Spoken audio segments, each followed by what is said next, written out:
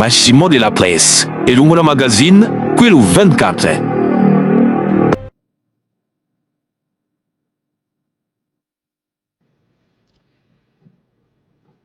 Mes chers compatriotes, notre pays s'apprête à célébrer le 66e anniversaire de son accession à l'indépendance. Ce rendez-vous du 4 avril est plus qu'une simple commémoration. Il est un moment de rassemblement, un moment de fierté, un moment où la nation mesure le chemin parcouru et se remet en marche plus consciente de ce qui l'unit. L'indépendance fut un acte fondateur. Elle a donné au Sénégal le droit de choisir, le devoir de décider et la responsabilité d'assumer son destin. À l'heure où tant de peuples vivent l'épreuve de l'instabilité, où des conflits déchirent des régions entières et où les équilibres du monde se déplacent avec fracas, nous devons mesurer ce que nous avons de plus précieux, la République. La République n'est pas seulement un acquis. Elle est le fruit d'un effort collectif permanent, d'une discipline civique et d'une fidélité profonde à l'État. Dans ce contexte international particulièrement instable, marqué notamment par l'escalade des tensions au Moyen-Orient, les équilibres économiques mondiaux demeurent exposés à des chocs imprévisibles. Ces évolutions exercent déjà des pressions sur les chaînes d'approvisionnement, les coûts de transport et les prix de l'énergie, avec des effets qui peuvent se répercuter sur les économies, y compris la nôtre.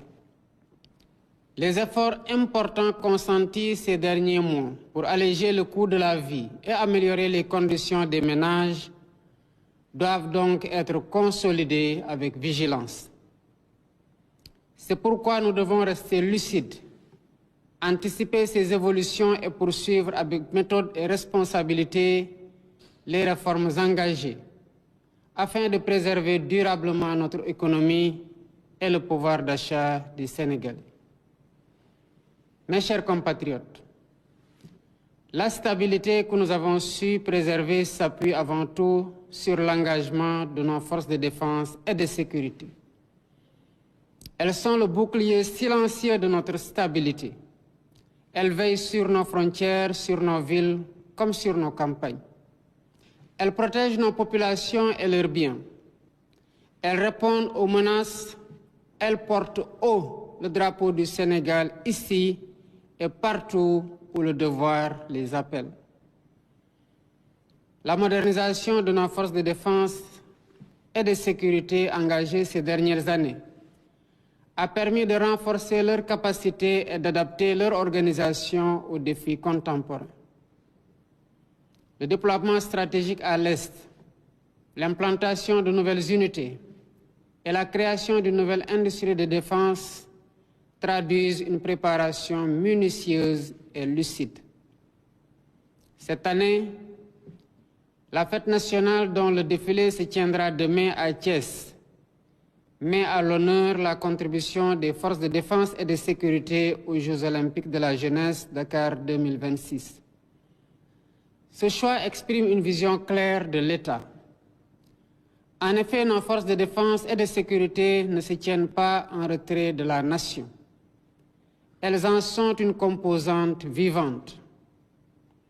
À travers le concept armée-nation, elles transmettent aux jeunes les valeurs de civisme, de discipline et d'engagement.